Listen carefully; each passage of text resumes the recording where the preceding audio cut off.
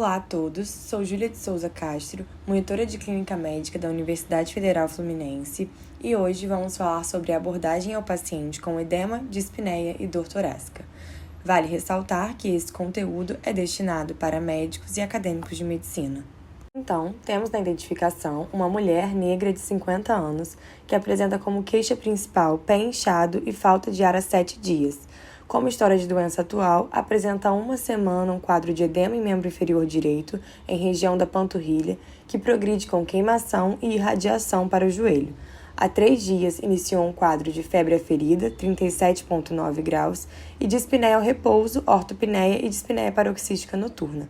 Hoje, busca atendimento na emergência por piora progressiva do quadro e aparecimento de dor torácica à direita, que piora a inspiração profunda sem fatores de melhora.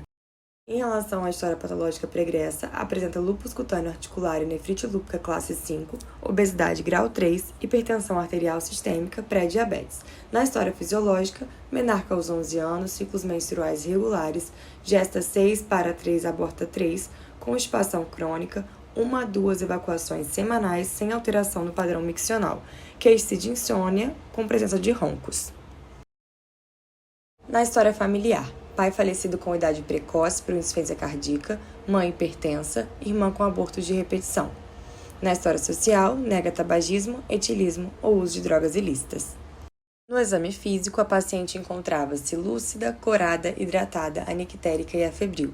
Sinais vitais: uma frequência cardíaca de 120, pressão arterial de 130/70, frequência respiratória de 23, saturação de O2 de 100% em ar ambiente.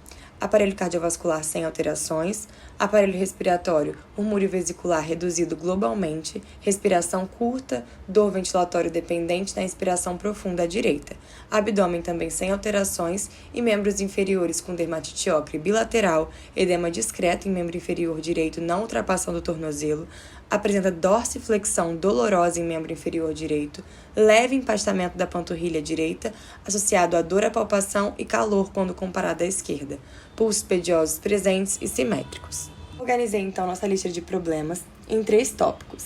Inicialmente, a localização epidemiológica, que é importante para analisarmos as hipóteses levando em conta a faixa etária e o sexo da paciente, de acordo com a prevalência de certas doenças para esse cenário. Em segundo, achados da história do exame físico, atuais, organizados temporalmente, colocando achados de um mesmo sistema próximos uns aos outros para facilitar o raciocínio clínico.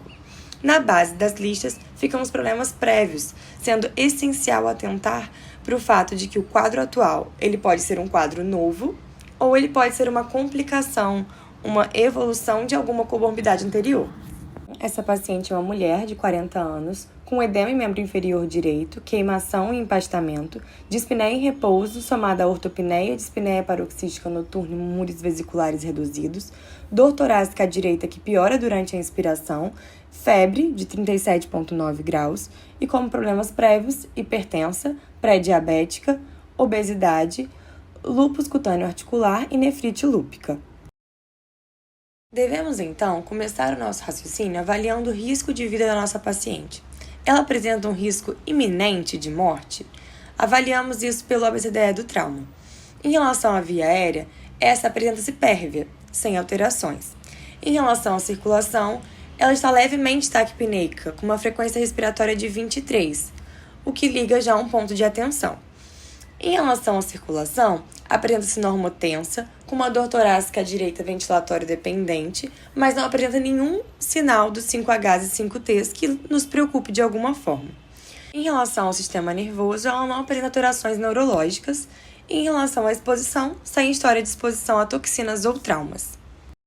Desse modo, essa não é uma paciente que nos preocupa a ponto de pensar que está em risco iminente de morte, mas também não é uma paciente que a gente deixa no verde e fica super tranquilo com a sua condição. Devido à sua taquipneia, sua dor torácica à direita, ela é uma paciente que devemos ligar um sinal amarelo e ficar atentos em relação ao seu quadro clínico. Analisando melhor a dispneia, essa pode apresentar algumas causas, como causa cardíaca, pulmonar pleural, anemia grave, compressão extrínseca, doença neuromuscular ou uma doença tireoidiana nos extremos. No caso da nossa paciente, ela não apresenta face de Graves, como o mixedematoso, nada que indique uma doença tireoidiana nos extremos. Também não apresenta sintomas neurológicos e musculares indicativos de alguma doença neuromuscular. Além disso, não tem uma ascite de grande monta, não tem nenhum tumor, nada que possa estar fazendo uma compressão extrínseca e causando dispneia. Também não se apresenta extremamente hipocorada, podendo ter uma dispneia por conta de uma anemia muito grave, severa. Restando para nós as causas pulmonares pleural ou cardíaca.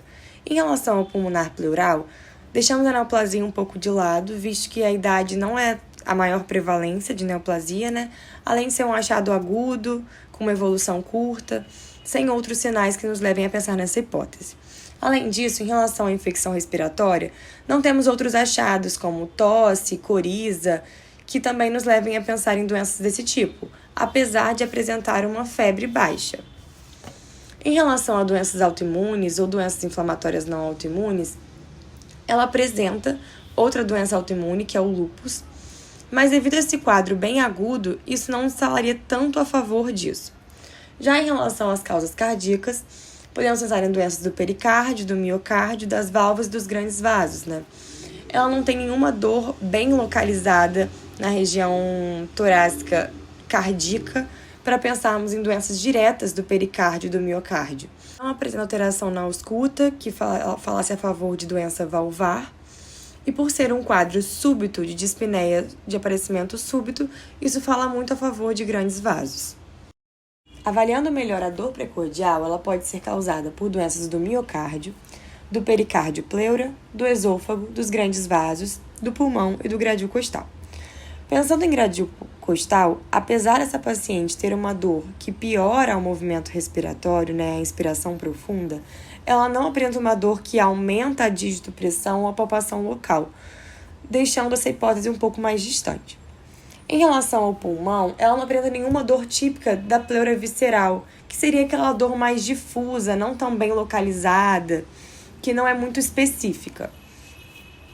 Em relação ao esôfago, não tem nenhuma queixa de refluxo, nenhum histórico de refluxo ou espasmo, alguma dificuldade alimentar ou uma dor em queimação que nos falasse a favor disso. Além disso, em relação ao miocárdio, também não apresenta uma dor bem localizada, que irradiasse para o mento ou para o membro superior esquerdo, alguma coisa que nos fizesse pensar em uma angina típica ou uma dor de pericárdio visceral. Restando para nós, pericárdio, pleura e grandes vasos. Em relação à pericárdio pleura, principalmente a pleura, podemos lembrar de uma dor pleurítica, que é pior a inspiração, ventilatório dependente. Só que em relação aos outros achados que essa paciente apresenta, como dispneia, taquipneia, essa dor pleurítica não ficaria tão evidente, nos deixando, por fim, os grandes vasos, que é um quadro agudo, súbito, como foi da nossa paciente, com uma dor de forte intensidade, somada a outros achados que falam mais a favor, como uma taquipneia, uma dispneia, nos deixando essa como a hipótese principal. Avaliando melhor o edema da nossa paciente, o edema pode ser bilateral ou unilateral, além de inflamatório, hidrostático ou oncótico. A nossa paciente apresenta um edema unilateral, falando mais a favor de uma causa local. Além disso, não nos fala muito a favor de um edema oncótico, visto que essa paciente não apresenta uma anasarca, um edema generalizado, que inclusive acomete face, deixando essa hipótese um pouco mais de lado. Em relação ao edema inflamatório, apesar de ter um aspecto de empastamento, um edema quente, não nos remete a uma celulite nem erisipela, não apresenta nenhuma porta de entrada e nenhum outro achado que falasse a favor disso. O que nos resta seria um edema hidrostático, que nos fala mais a favor de uma causa venosa, por estar associada a manifestações sistêmicas, além dessa paciente já apresentar sinais de insuficiência venosa, dermatite ocre, bilateralmente.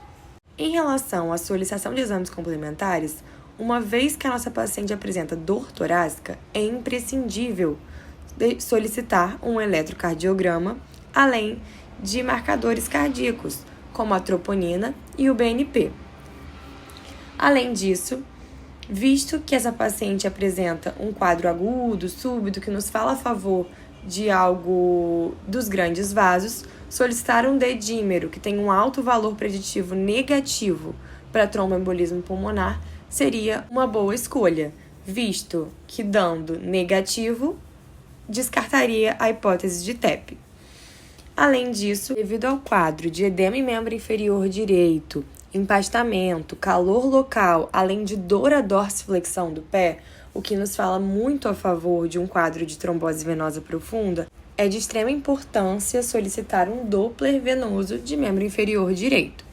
Além disso, um hemograma para avaliar algum grau de infecção ou inflamação, juntamente a um PCR-VHS, para ver se existe alguma outra causa autoimune ou infecciosa para tudo isso.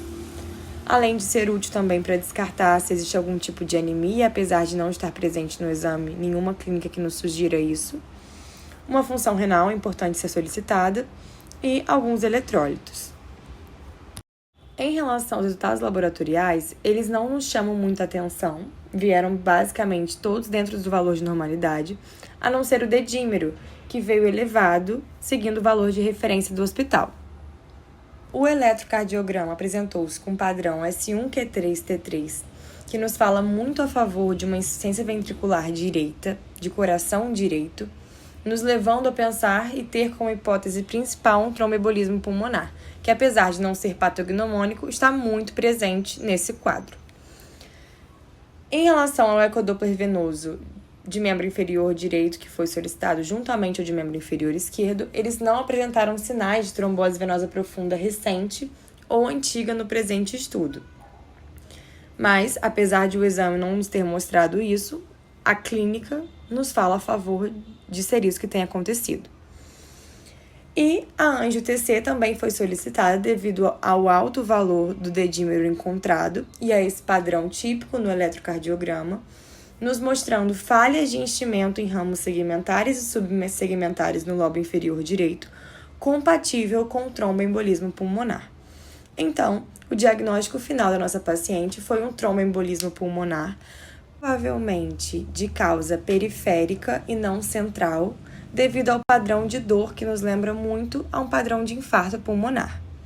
Muito obrigada pela atenção.